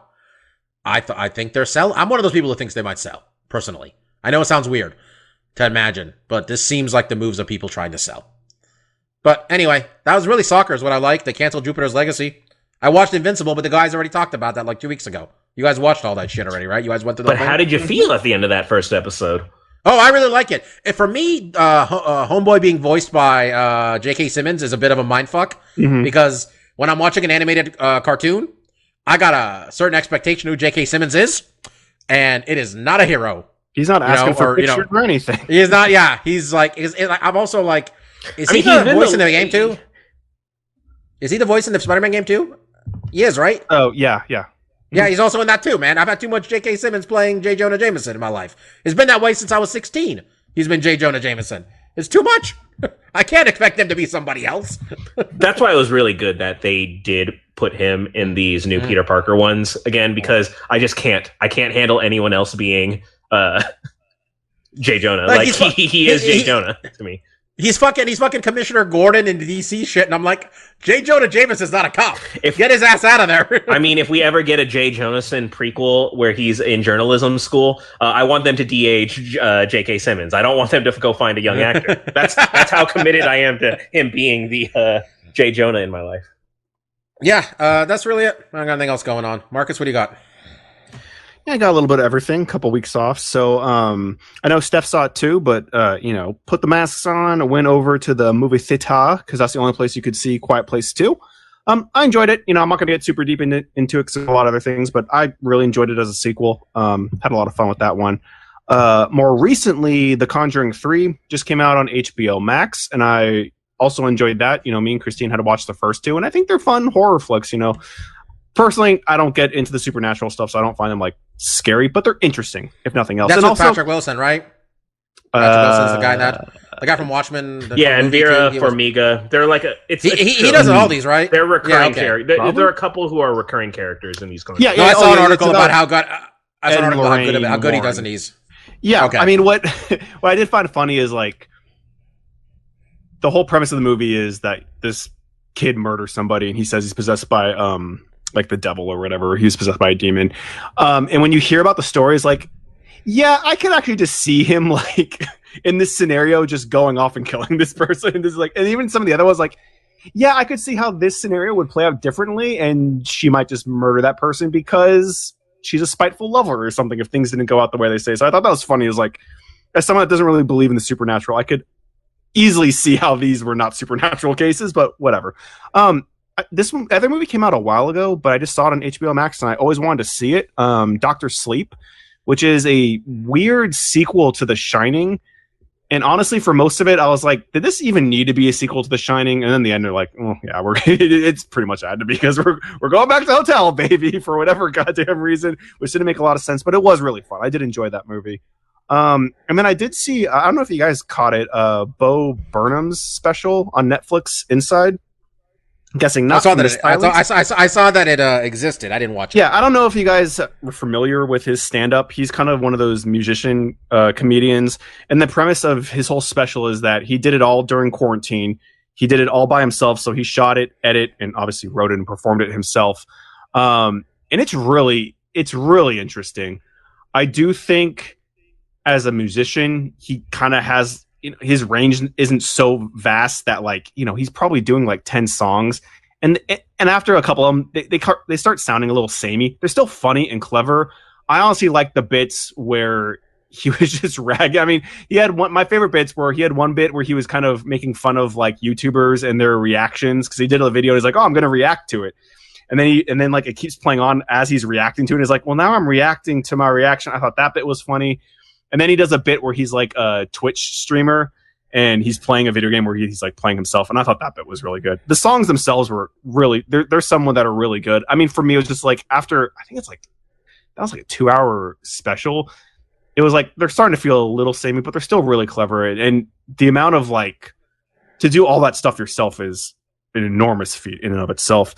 So lastly, I want to put a spotlight on some games because I have not really been, this whole year I just, probably because I don't have a PS5, and I just feel like there hasn't been a lot of stuff coming out that has really interested me as much. But there's a lot of stuff coming out this week that I'm kind of on the fence about if I want to play or wait until I get a PS5. But the kind of DLC for Final Fantasy VII, Final Fantasy VII Intergrade is coming out this week. This is basically a DLC level with Yuffie and some other new character, and they're going to Midgar and having misadventures, and that's interesting. I'm kind of on the fence, I could probably wait until I get a PS5 and really get that HD looking stuff, so maybe I'll wait on that. This other game, you can't play unless you have a PS5, and I think, Bob, you might enjoy it. I don't think you ever played any of the Ratchet and Clank games, but I think they could be kind of up your alley. They're platformy, cartoony, I know what they are. shooting I stuff. don't remember if I played, it was not much. Yeah, I mean, they came out in the PS2 era after Crash, but they have a lot of that kind of cartoony, platformy, kind of fun, and it looks really good on PS5. But it isn't exclusive, so I'm not going to be able to play that. And then I really want to kind of put a spotlight. This last week, every month, PlayStation Plus gets new games. Kind of a surprise one that was just announced a couple weeks ago that was also included in PlayStation Plus was a new version of Virtual Fighter 5 Ultimate Showdown, which I've always had a soft spot for fighting video games. You know, obviously I love combat sports. I love video games. They go together. I've been playing fighting video games most of my life, and I can't say I was ever very proficient at it. And I don't know what it is about Virtual Fighter 5, but like I'm seeing the Matrix. And by the Matrix, I mean like the very simple concepts of fighting games that have eluded me most of my life, like frame counting and advantage and disadvantage and like how fighting mechanics work.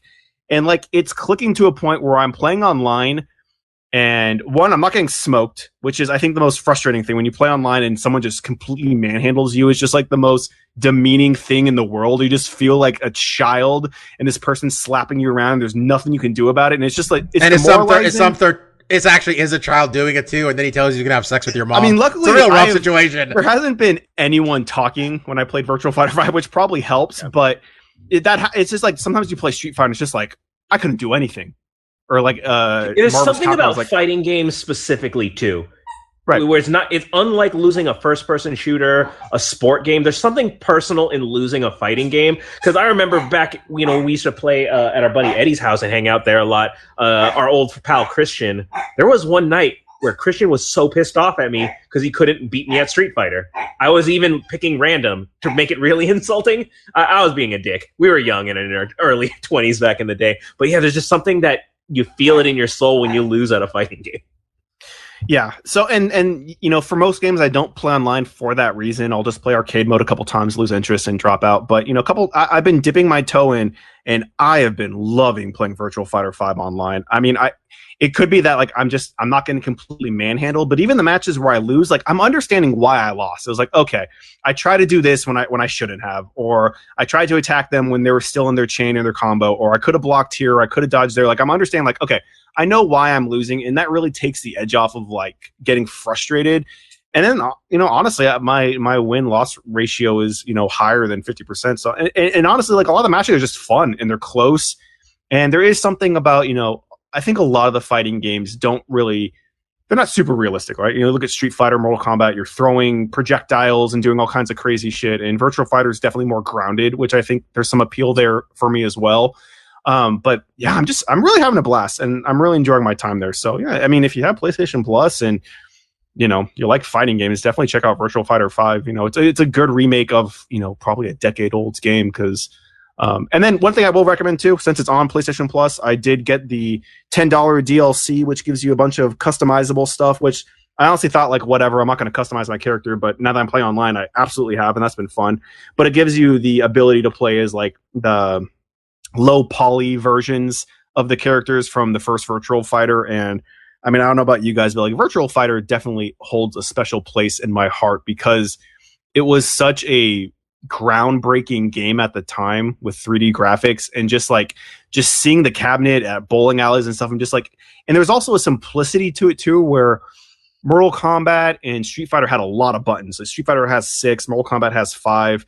And Virtual Fighter was kick, punch, and guard. It's like there's not a lot here to mess with. Like there's only so many variations. Moves really aren't that difficult to pull off. It's just knowing when to do them. And now that all those things are starting to connect, I've really enjoyed it. So there was something really, you said really real and grounded about it. Like I can still picture the slam animations because like one of the main guys is like Aikido is his style, and you didn't really get fighting games like that. So that mixed with the like polygon like early computer graphics. Like I've seen that action figure of Akira in the all blocky form, and so I always thought that was cool. But I was watching Max talk about this game a bit, so I was interested in checking this one out because I did used to be solid, pretty decent at this one back in the day as well.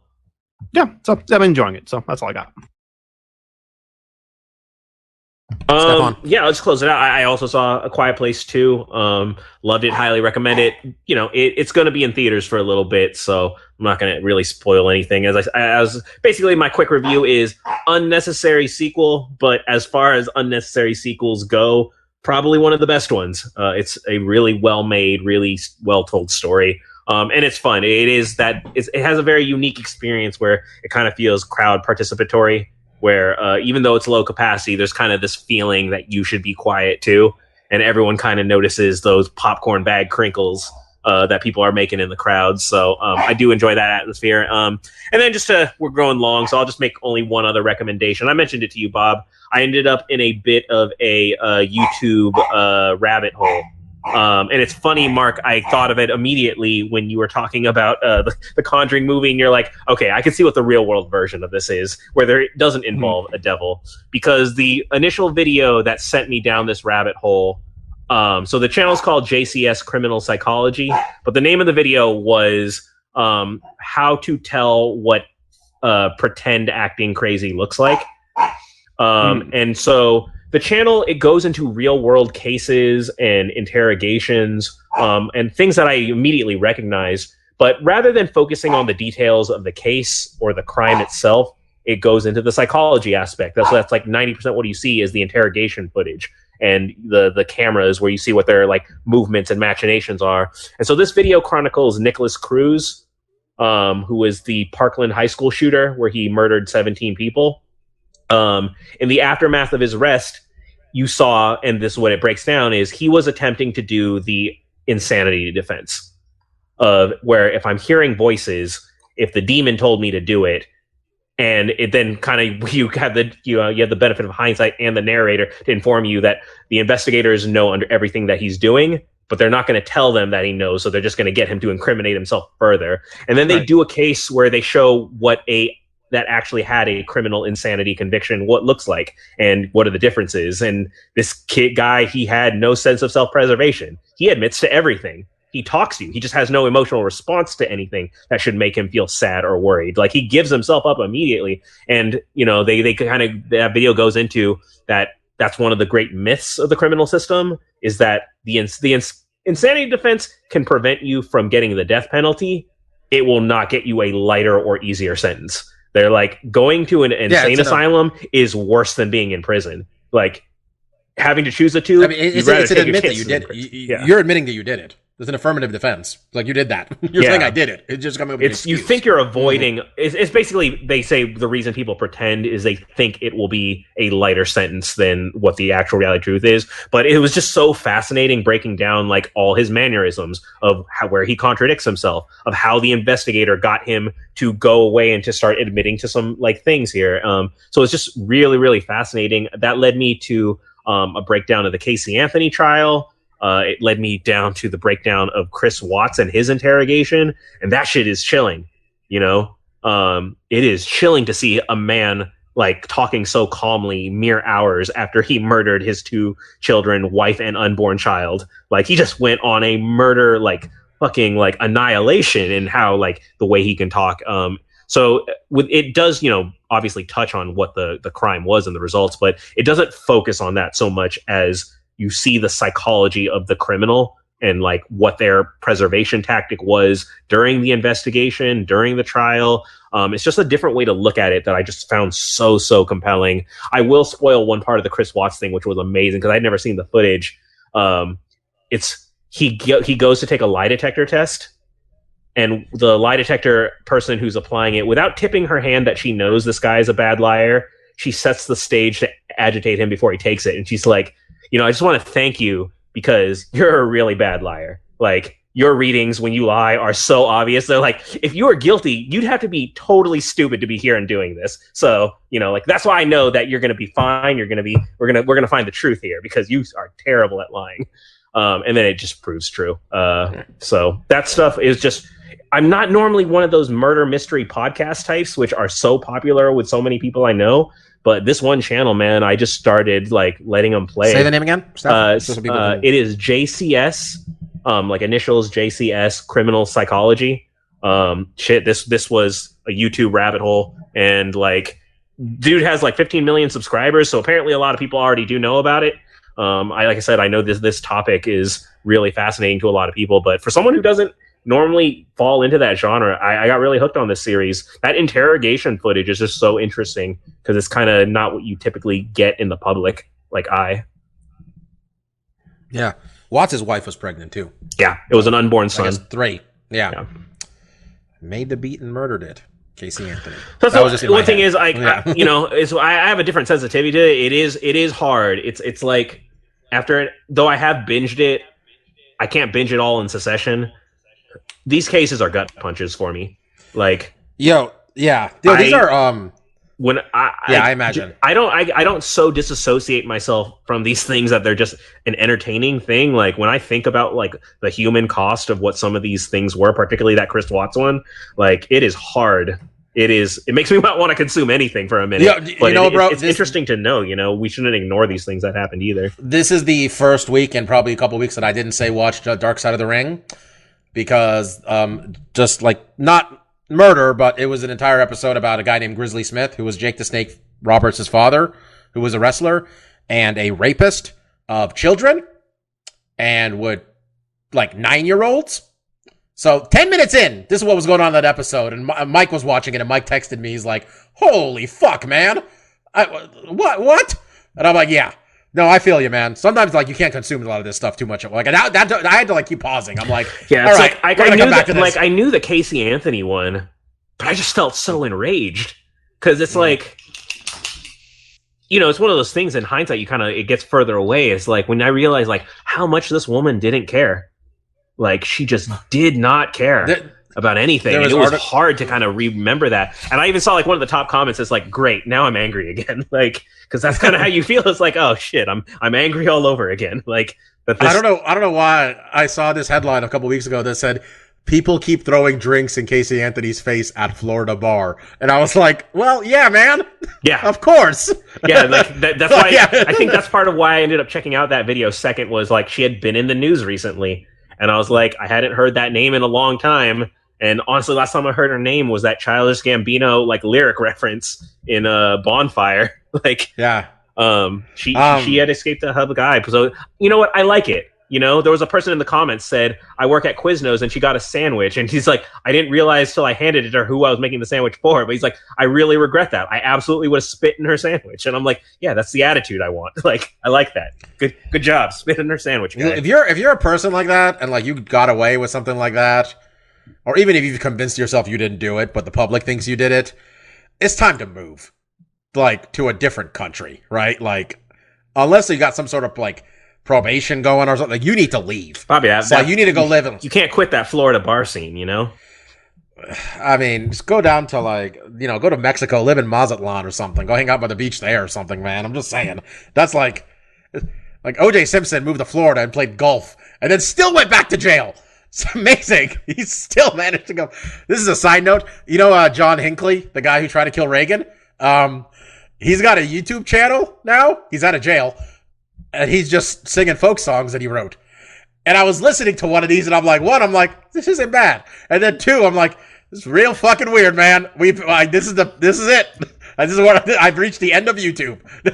When this is over, we turn around and go back. I just, it's the end of the whole thing. Like we've been saying the last couple of years now, Bobby. The internet was a mistake.